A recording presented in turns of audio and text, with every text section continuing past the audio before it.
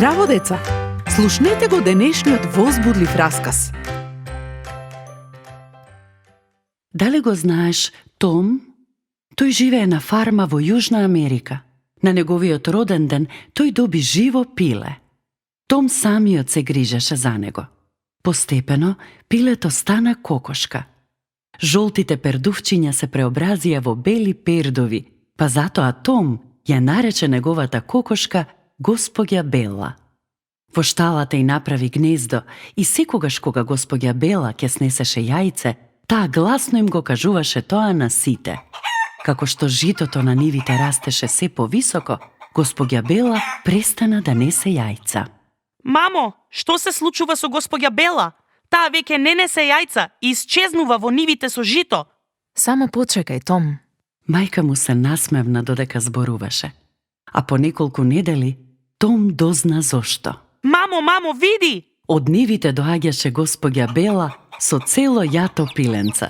Том беше многу среќен.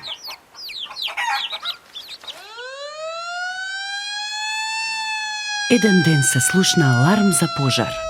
Гореа нивите со жито. Огнот стигна речиси до фармата. Каде е Госпоѓа Бела? Дали таа... Том не сакаше да мисли за тоа додека ги пребаруваше сите ниви. Но што беше тоа? Том ја виде кокошката ја гленосана пред неговите нозе. Тој ја дигна, а под кокошката ги најде сите незини пилиња исплашени, избиени едно до друго. Како е можно ова? Животните брзо се ќаваат кога опасноста е близу. Кога огнот се приближил, пилињата барале заштита од нивната мајка.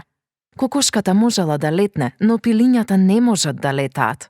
Госпоѓа Бела ги сакала нејзините пилиња и така ги расширила своите крилја над нив и дозволила огнот да изгори неа наместо нејзините пилиња. Таа самата се жртвувала за нејзините пилиња да останат живи. И љубовта на Исус може да биде споредена со ова.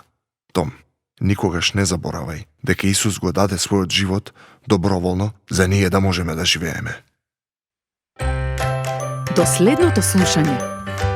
Ако сакаш да не контактираш или ако имаш прашање, пиши ни на radio7kids@gmail.com. Чао!